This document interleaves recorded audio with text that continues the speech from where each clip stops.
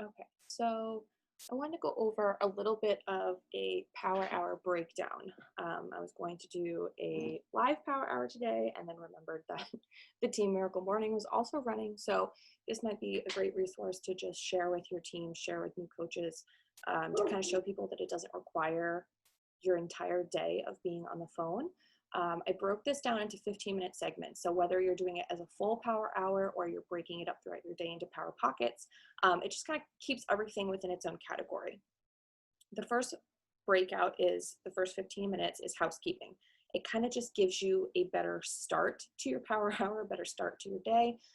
If you're really good about having a tidy space and doing it maybe at night before you go to bed or whatever, for me as a mom with a 2-year-old and 3 different businesses, my space is kind of always a disaster. So kind of cleaning up my desk, just organizing a little bit just to have a clutter-free zone to do my work. Same thing for your inboxes, declutter those, get rid of any, promotional emails, whatever you have linked to your email account, which is super annoying. Go through all messages from customers, clients, new prospects, people filling out your forms, whatever. Just going through that and cleaning that out, responding to anyone you need to respond to. For me, I do always, BCC myself on emails to customers and clients. So it goes into my inbox when I send a message. And then when they respond back to me, I always delete my original message. So it's something I did when I worked in the corporate world to make sure that I always knew who I was waiting on a response from. So if you message someone who filled out your form and they still haven't messaged you back, I at least have that message from myself in my inbox showing that I did follow up with them and that they have not yet emailed me back.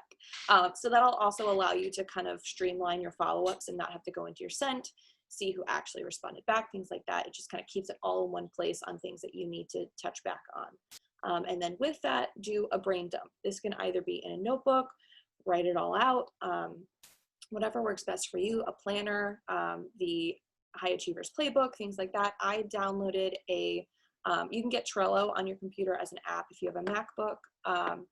I also downloaded some like to-do list task things that you can just kind of click the little check mark.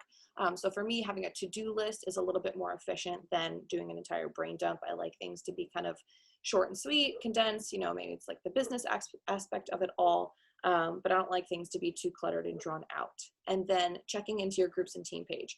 Now, this doesn't necessarily mean checking in for your workout.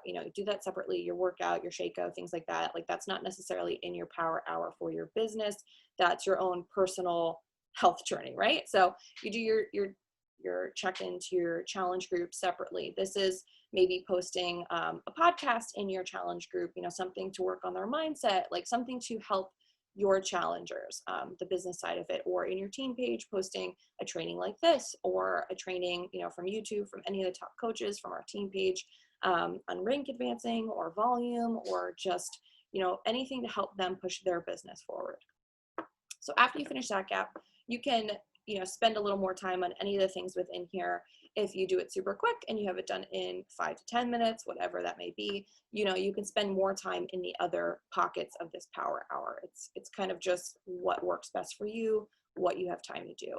So in the second one, you're going to work on your storefront. So this is kind of like housekeeping, but it's more on your social media and what the public sees versus all your internal stuff. So you're going to respond to comments that people have left on your post. You don't leave them hanging. You want to have good customer service. Post to your stories, show people what you're doing, show them that you're working, show them, all sorts of things that have to do with your business. That also keeps you in the front of the stories. The more you post throughout the day, the more you boost back up to the front and the more people see your stuff. So you want to keep that going throughout the day, regardless of what you're doing, whether it's your business or your workout or, just your lifestyle, your day-to-day. I share a lot of mom life stuff. It doesn't have to all be business. You want these things to really draw in your followers. If you see how many people are actually viewing your stories versus how many followers you have, you want to keep increasing those views because they are very skewed compared to your follower count. And then craft 1 to 2 posts. You don't have to post them immediately. You can save them as a draft in Instagram. You don't even have to download any other apps to preview your feed or like whatever. You can literally create a post fully typed out with the photo, with everything you want, and then just click, instead of posting it, you just click the back button and it'll ask you if you want to save it as a draft. So you can keep all of these things. And then when you go to post it with a little plus mark on your Instagram, you'll have the option of going into your draft posts. Instead of picking a new photo, there'll be like a little category at the top that is the photos you've already chosen. And once you click on it, it'll have your caption, everything auto-filled for you. So that's definitely something to work on first thing in the morning, so you don't have to stress about it later. You don't, lose any time later in the day trying to figure out what on earth to post. And it helps you have content on the days where you are too busy, or maybe it's raining outside and the lighting's terrible, or it's a rest day and you don't have a workout photo or whatever. That'll just kind of help you. And then for the second one, you're going to work on engagement. This is engaging with mainly the public. So you're going to go through your social media. You're going to check all your new followers when you go to your feed. You're going to go to their profile, like and comment on 3 or more photos to show them that, basically, thank you for the follow. Here's some engagement back. Everybody appreciates people engaging with their stuff. They don't want to post a photo and have no comments, no likes, no whatever. Personally, for me, I don't like crazy mass messages from people even thanking me for following their page, which my husband does for his Etsy page. But for me personally, I don't respond well. So I kind of wait a bit on that. I don't do it immediately when someone follows me. I kind of wait to build a relationship a little bit before I start the conversation, but whatever works for you, whatever feels better for you, do that. Of course, I duplicated this and didn't delete it. Go to profiles within your market. So for me, I'm a mom.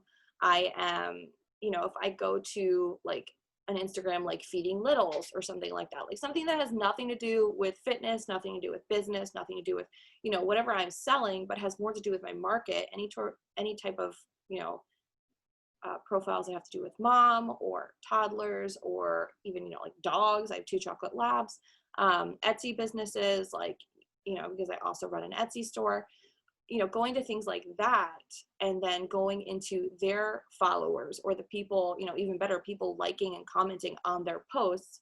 There are already people who are engaging with profiles. You want people who are active on social media to boost your own algorithm to actually engage with you and actually build a relationship. You don't want someone who is never on social media. They're just going to be basically like a space holder in your following count. So go to their page and, engage and like and follow, and just kind of start that connection with 20 to 30 new people.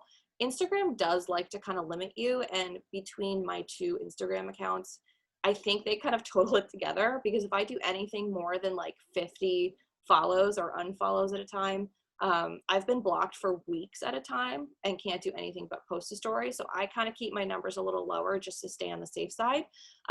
Sometimes you'll get a little bit of a warning. Sometimes you'll only be blocked for a day, but I've been blocked for full weeks. So I do 20 to 30 new people, and then go through likes and comments, and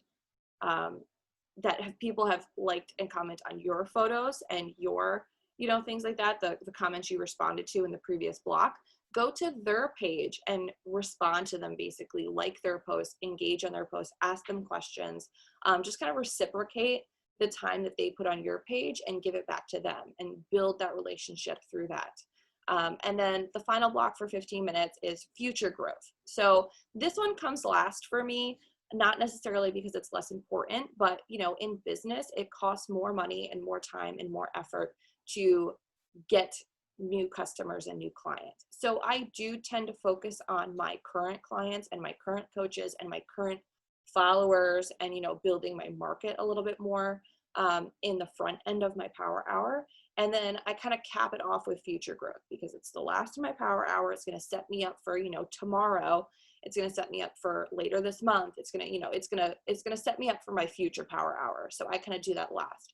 And it's inviting 10 to 50 people to your next opportunity, depending on how you engage with people. And if you're, brand new versus someone who has already invited 300 people in the last month, your number is going to vary a little bit.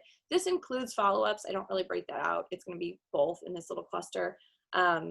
Inviting them to your next opportunity. This can be a free group. This can be a coach sneak peek. This can be a challenge group, whatever. But I tend to try and keep them separated week by week. So one week you're inviting to a free group. The next week, when your free group ends or is running, you'll invite to a challenge group. And then the next week, you'll invite people from your challenge group and from your page and, whatever, into your coach sneak peek. So it's kind of like, like a funnel into each opportunity. So start with the basic, the free, and then end with the coaching one in the month. So if you have 50 people to invite, or if you're kind of like me and talking too many people at one time stresses you out, taper it back a bit to 10 to 20 people. And then if you have time, right? This is all if you have time. Focus on the most important thing within your block, whatever feels like the most urgent to you in the moment today. And then maybe it'll kind of vary a little bit tomorrow. But if you have time, watch one training video. Only one. Do not get sucked in. Do not go through the entire National Wake Up Call playlist.